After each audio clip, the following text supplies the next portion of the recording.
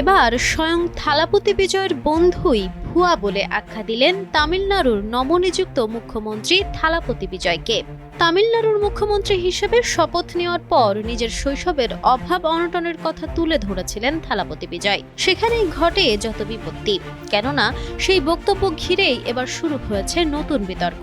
বিজয়ের স্কুল জীবনের সহপাঠী ও লেখক মনু জোসেফ তার দাবির বিরোধিতা করে সামাজিক যোগাযোগ মাধ্যমে সরব হয়েছেন। শপথ গ্রহণের পর দেওয়া প্রথম ভাষণে বিজয় বলেন, ছোটবেলায় তিনি দারিদ্র্য ও অভাবের মধ্যে বড় হয়েছেন। খিদের কষ্ট কি তা খুব ভালোভাবেই জানেন তিনি।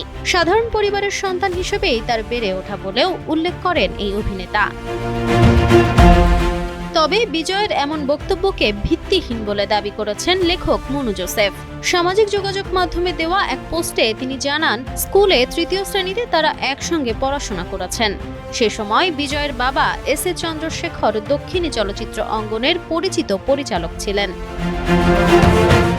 মনু জোসেফের দাবি, চলচ্চিত্র পরিবারের জীবনে আর্থিক ওঠানামা থাকতে পারে, কিন্তু সেটিকে প্রকৃত দারিদ্র্যের সঙ্গে তুলনা করা ঠিক নয়। তার ভাষায় হাতে অর্থ কম থাকা আর সত্যিকারের অভাবের মধ্যে বড় পার্থক্য রয়েছে। তিনি আরো বলেন, বিজয়ের বাবা শুরু থেকেই তাকে চলচ্চিত্রে প্রতিষ্ঠিত করার জন্য কাজ করেছেন এবং সেই সুযোগ সুবিধাও তিনি পেয়েছেন।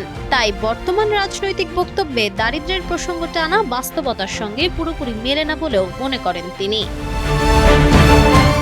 Nafisa Nuyal, Times today.